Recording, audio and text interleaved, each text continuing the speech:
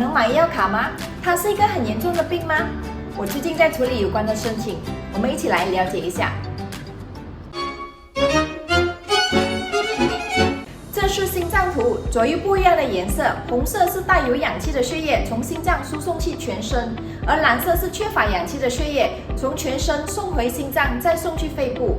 左右心腔也分上下，好像房子的楼上楼下一样，楼上叫心房，楼下叫心室。当隔着左右心房的心脏壁有洞孔，叫房间隔缺损 （atrial septal defect）， 简称 ASD。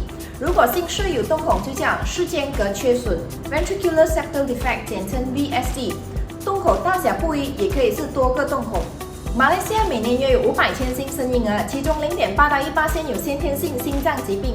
这4、5千人当中，有20%是 VSD 病人，10至15%是 ASD 病人。我们专注在 VSD 病人报告，平均有55%会自然闭合，另外30%在 IJN 做闭合手术。2023年共有251位婴儿完成手术，剩下的是继续观察或者在其他医院做手术。我们多了解 VSD 的细节。小型 VSD 是小于3毫米，大多数会在婴儿期自动闭合；中型是3至5毫米，大型是5毫米以上，一般上会做闭合手术。VSD 幼儿患者的症状包括食欲欠佳、生长缓慢或停滞、呼吸急促或困难，用听诊器能听出嘶嘶声，在锻炼时会气短、心跳剧烈或不规矩。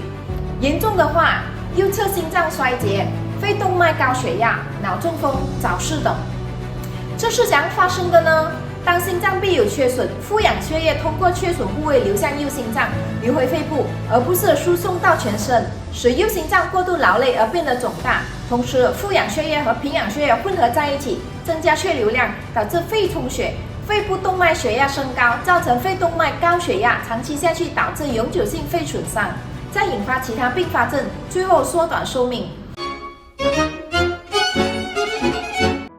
好的，我们回去视频一开始的那道问题：心脏有孔能买到医药卡吗？如果已经有症状、吃这药物，或者是等待手术安排，他是申请不到医药卡的。相反的，如果他的洞孔已经自然闭合，或者手术后完全康复及无任何症状，他则有机会申请到医药卡。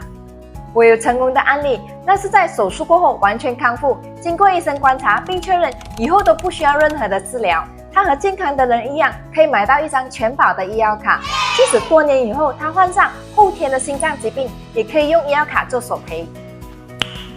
Nice。所以希望健康的你也能争取受保权利，把合理的风险转嫁出去，寿险能撑住你倒下时的一片天。如果你觉得这个视频让你更了解医药卡，相信你的转发也能让其他人受惠。谢谢观看。